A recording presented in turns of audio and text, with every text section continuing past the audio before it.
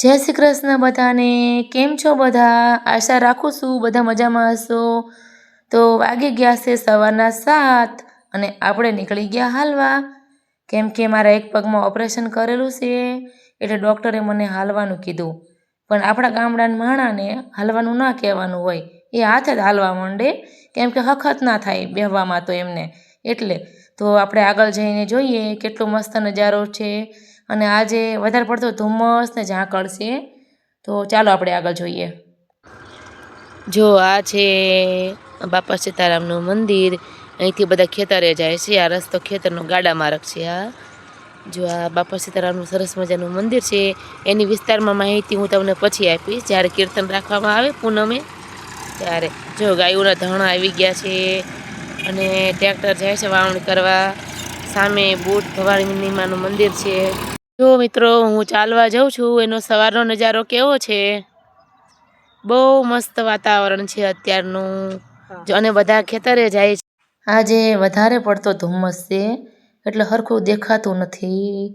કંઈ વાંધો નહીં, હાલો આપણે આગળ હાલવી. તો જો આ બે ઝાડ રહ્યા ને એને ખળા કહેવાય. જો આ ધીમે ધીમે દેખાય છે, આ ખળા કહેવાય. કેમ કે અહીંયા ઘઉં ચણા સુકાઈ જાય ને પછી ઢગલા કરવાના હોય. પણ એ જ્યારે ટાઈમ આવે ત્યારે હું તમને દેખાડીશ ખળા કેવા હોય. તમને ખબર હોય તો કમેન્ટ બોક્સમાં લખીને કહેજો મને. હું તમને જે મંદિરની વાત કરતી હતી એ મંદિરે આખરે હું કસરત કરવા પહોંચી ગઈ છું. જો અહીંયા ગાયોને એવું પાવાનું છે અને બધા ખડ ને એવું બધું, જે ખડ એટલે કે ઘાસ ને એવું અહીં ધોવે. સીમમાંથી ડાયરેક્ટ બધા અહીંયા આવતા રહેશે. જો એ મંદિરે હું પહોંચી ગઈ છું. જો આ તલાવડી છે, બહુ મોટી તલાવડી અને ઊંડી ઘણી છે. પણ આટલા બધા ઝાડવામાં દેખાશે નહીં તમને. પણ હાલો તમને હવે મંદિર દેખાડી દઉં આગળ જઈને.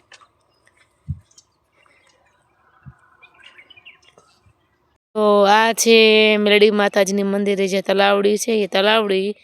અને આમાં આખા ગામના છોકરાઓ ફાયરની પ્રેક્ટિસ કરે છે, સરકારી નોકરીની. અને મોટા ભાગના લાગી હોતી ગયા છે.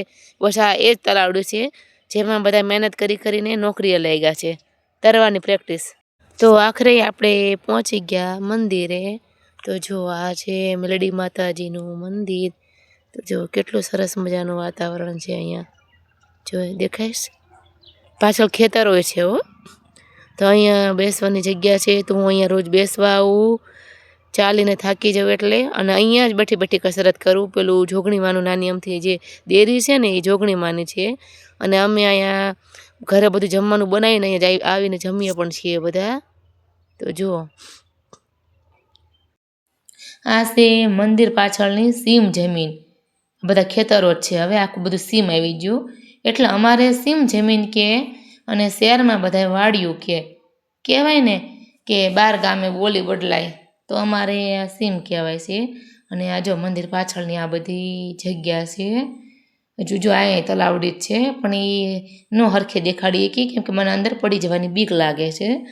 અને જો આ ઝાડવા અહીંયા મેં કીડિયારું પૂરવા આવી છીએ ઝાડવાના મૂળમાં. અને ખાસ વાત એ કે આ માતાજીને મેલડી માતાને પાટવાળા મેળીમાં તરીકે ઓળખવામાં આવે છે. ખેતરમાં મંદિર છે એટલે જ હું રોજ આવી જાઉં છું અહીં કસરત કરવા, બેસવા અને આ વાતાવરણનો લાભ લેવા. તમને કેવું આ મંદિર લાગ્યું કહેજો મને કમેન્ટ બોક્સમાં. જો આવી ગયું છે મારું ઘર. હવે આપણે ધીમે ધીમે અંદર જાવી, કેમ કે મમ્મી ચિંતા કરશે પાછા કે હજુ કેમ ન આવી. અને ઢોરાએ પાડી નહીં દીધી હોય ને, કેમ કે પગમાં ઓપરેશન કરેલું છે ને એટલે મમ્મીને થોડીક બીક રહે મારી. બાર પાછા ઢોરાને એવું રખડતું હોય અહીંયા છૂટા સવાયા એટલે. તો જો આપણે અંદર જવી. આ બધા બહુ ઝાડવા છે. એ મારી મમ્મીને બહુ શોખ છે ઝાડવા વાવવાનો. પાછા એનું જીવ જેમ જતન એ કરે, ખાલી વાવે નહીં. તો આજનો વિડીયો આપણે અહીંયા પૂરો કરવી.